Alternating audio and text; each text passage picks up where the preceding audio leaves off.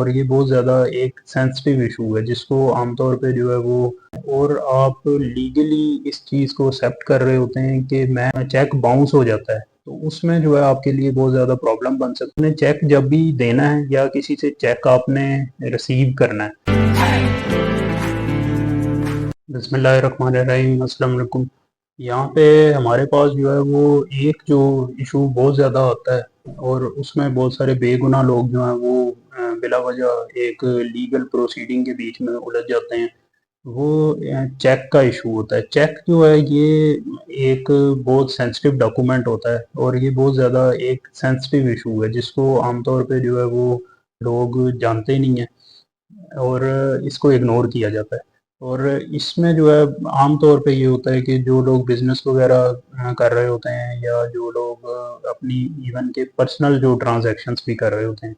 तो वो चेक के थ्रू करते हैं और वो चेक के जो कॉन्सिक्वेंसेज़ हैं, उसको नहीं जानते होते। चेक जो होता है ये एक ऐसा इंस्ट्रूमेंट होता है कि जब आप किसी को ये देते हैं, तो आप उसको वो पेमेंट करने के लिए पाबंद हो जाते हैं और आप लीगली इस चीज़ को एक्सेप्ट कर रहे होते हैं कि मैं इसका लायबल हूँ और मैं इसको पेमेंट जो है ये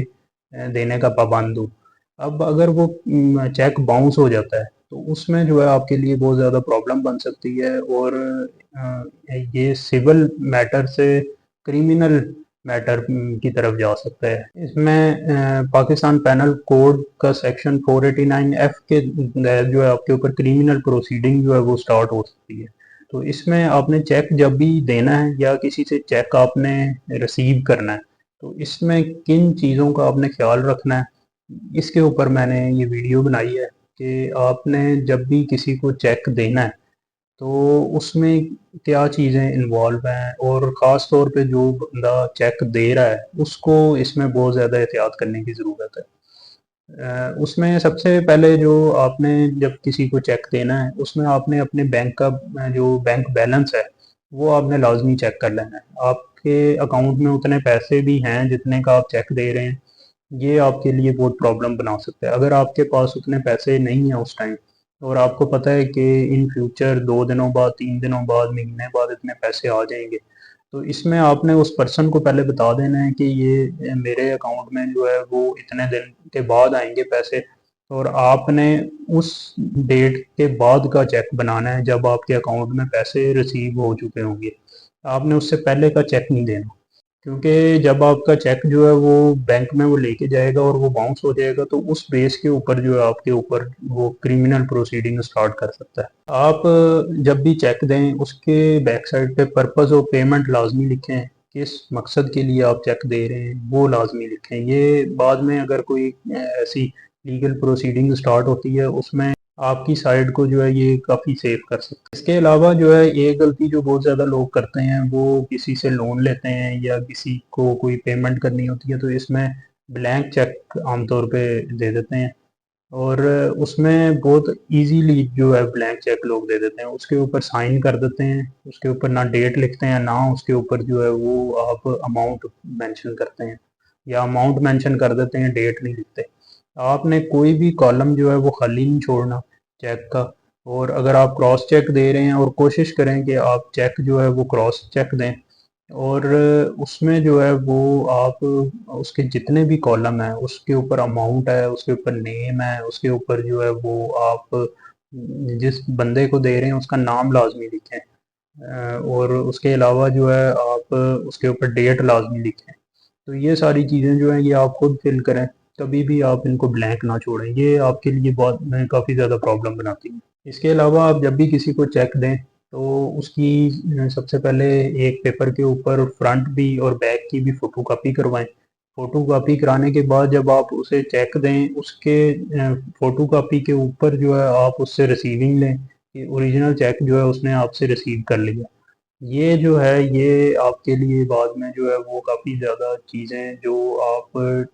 टाइमली जो हैं अडॉप्ट करेंगे, तो ये आपको बाद में काफ़ी ज़्यादा जो है कॉम्प्लिकेशन से जो है वो सेव कर लेंगे। इसके बाद जो है वो जो लोग चेक रिसीव कर रहे हों, उन्हें किन चीज़ों की एहतियात करनी चाहिए, वो सबसे पहले तो जो चेक रिसीव करें उसकी डिटेल जो है वो लाज़मी उसको वेरीफ़ाई कर लें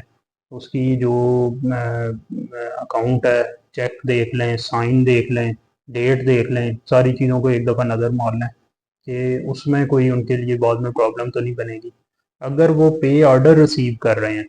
तो या बैंकर चेक रिसीव कर रहे हैं तो उसमें जो है वो लाजमी जो है वो उससे जब वो बनाए चेक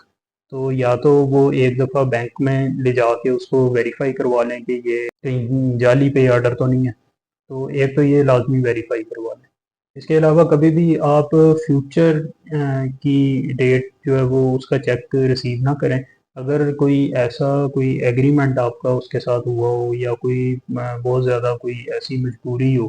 तो फिर आप रिसीव कर सकते हैं, नहीं तो कभी भी पोस्ट डेटेड चेक जो है आप रिसीव ना करें।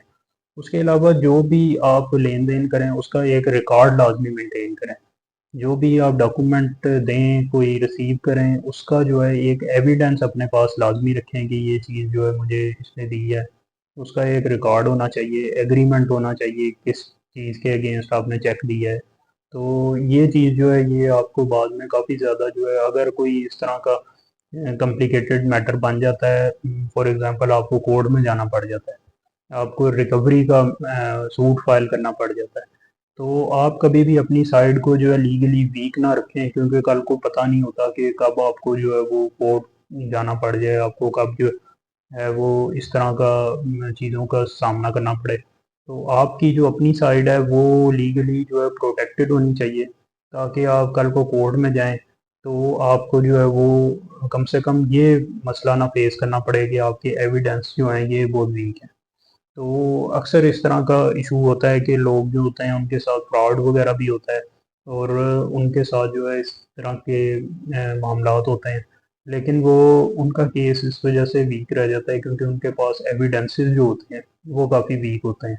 उन्होंने ट्रस्ट किया होता है और ट्रस्ट के चक्कर में जो वो कोई भी एविडेंस वगैरह जो है अपने पास नहीं रखते और at the end of the day उनको इन सारी चीज़ों का सामना करना पड़ता है। जब भी आप किसी को चेक दें या आप चेक रिसीव करें तो इन चीज़ों का ख्याल रखें और अपने आप को आप लीगली जो है वो प्रोटेक्ट कर लेंगे।